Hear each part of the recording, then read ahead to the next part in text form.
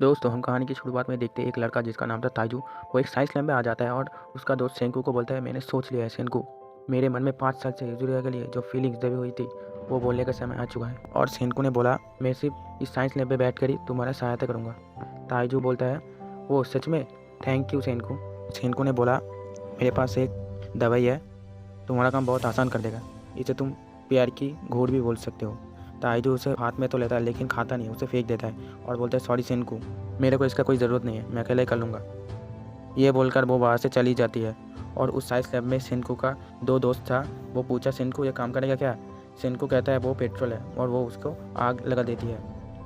और एक लड़का कहता है कि अगर ताइजू उसे पी लेता तो वो मर जाता।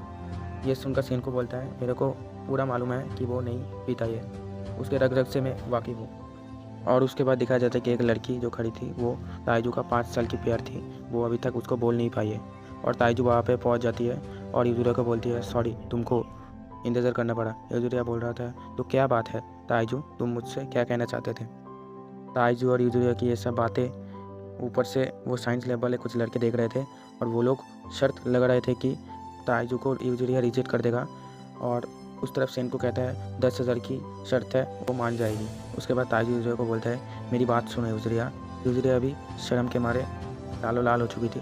ताइजू बोल रहा है, मैंने 5 साल से तुमको जो कहने की कोशिश कर रही थी। और तभी दिखाया जाता है कि हर जगह हरे रंग से भर गई थी और आसमान से कुछ हरे रंग की चीज़ गिर रही थी।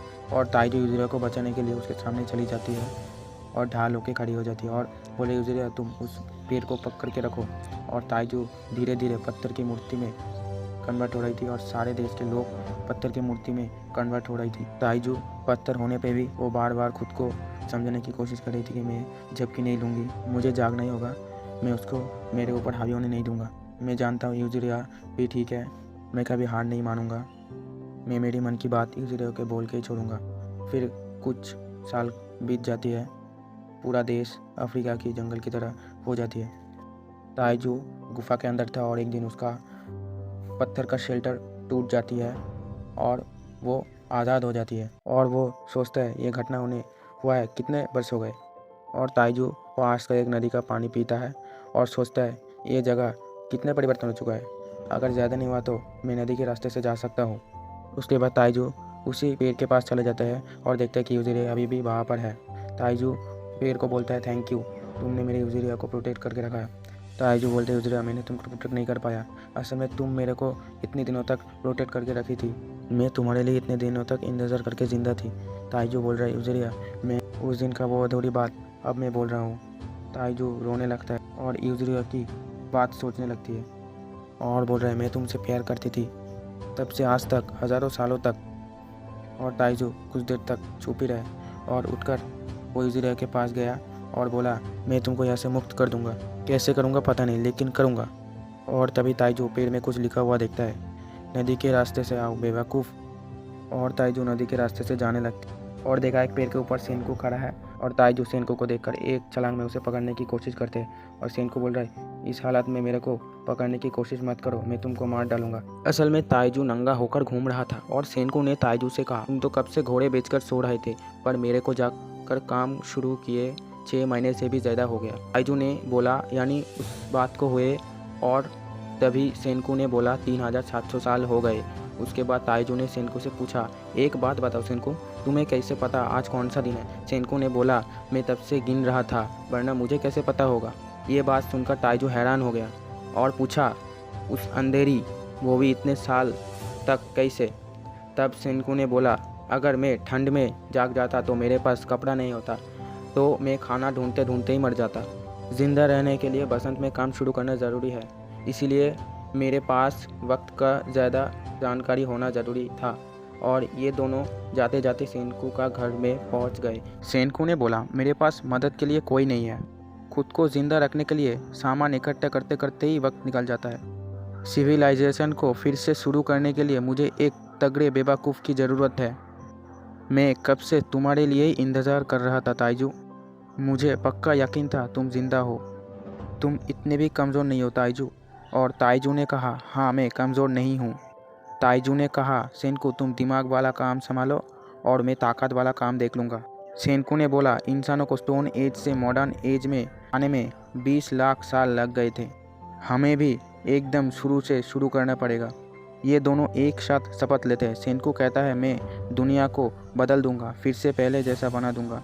और ताइजू कहता है मैं यूजुरिहा को बचाऊंगा। सेनकू ने कहा हम दोनों हाई स्कूल के लड़के शुरू से इस सिविलाइजेशन को शुरू करेंगे। हम इस पत्थर के दुनिया का एडम और ईव है।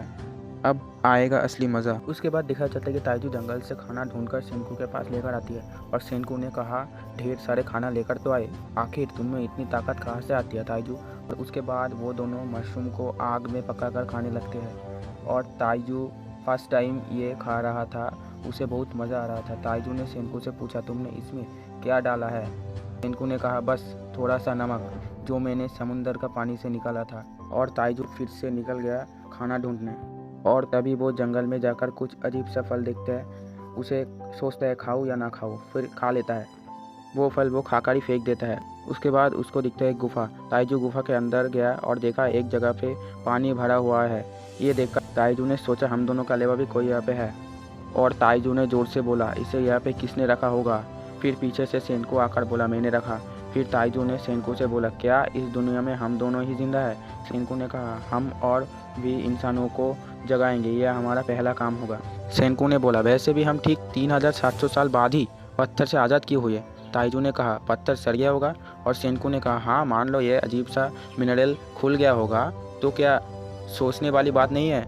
हम दोनों ही 3700 साल बाद ही क्या एक साथ 6 महीने के अंदर जिंदा कैसे हुए। और सेनकू ने बोला हर इत्तेफाक के पीछे एक पुख्ता वजह होता है। और सेनकू बोलता है उस वक्त हम दोनों ही बहकर गुफा के पास आकर पहुँचे। सेनकू ने और भी बोला वो देखो वो ऊपर जो चीज़ टपक रही है वो बैड कोआना से बना हुआ मिरेकल लिक्विड है, नाइट्रिक एसिड। उसके बाद सेनकू ताइजू को दिखाने के लिए उस एसिड को एक पंछी का मूर्ति में कोशिश करते हैं और वो असफल हो जाता है। सेनकू ने बोला मैं पागलों की तरह कोशिश कर ही जा रहा हूँ, मैंने हर तरीका कोशिश करके देख लिया। मेरे पास लैब होता, कौन सा मिनरल कौन सा सेलुलर पता करने के लिए मेरे पास इक्विपमेंट्स भी नहीं है। और तभी ताइजू कहता है ऐसे और भी चीज़ है क्या जिसके जवाब साइंस के पास भी नहीं है। और तभी सेनकू हंसकर कहता है यही घिसी पिटी सोच को ही तो बदलना है मेरे को, साइंस में सब्र रखना ज़रूरी है। और सेनकू ने कहा मुझे बस थोड़ा सा लिकर का ज़रूरत है। लिकर में मौजूद अल्कोहल को निकालकर मैं उसे नाइट्रिक एसिड और एथेनॉल के साथ मिलाकर नाइट्रेल बना लेता। तभी ताइजू सेनकू से बोला क्या हम इस अंगूर से ये वाइन नहीं बना सकते क्या। और सेनकू कहता है ये आइडिया बुरा नहीं है बेवकूफ़। और ये दोनों इसे बनाने में लग जाते हैं। देखते देखते 3 हफ्ते बीत चुके हैं और इन लोगों का वाइन पूरी हो चुकी है। सेनकू बोलता है अब हम वाइन को डिस्टिलिंग करेंगे और शुरू करेंगे ब्रांडी से। और ये दोनों काम पे लग जाते हैं। सेनकू बोलता है अरे डरो मत, प्राचीन लोग 3000 BC में ऐसा करने के लिए मिट्टी का बर्तन यूज़ करते थे। और तभी वो मिट्टी का बर्तन टूट जाते हैं और सब वाइन गिर जाते हैं। और इस असफलता से वो और भी अच्छे से मेहनत करते हैं।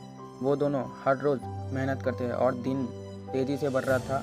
फिर बसंत छोड़ के सर्दी आ जाती है और 1 साल की मेहनत के बाद वो लोग उस दवाई को पत्थर में ट्राई करते हैं और वो सफल हो जाते हैं। और वो दोनों बाहर जाकर एक पंछी पर यूज़ करते हैं और वो पंछी आज़ाद होकर उनके सामने उड़ के चले जाते हैं। ये देखकर वो लोग बहुत खुश हो जाते हैं। दोस्तों हमारा एपिसोड यहीं पे ख़त्म होता है। Doctor stone season 1 episode 1 complete.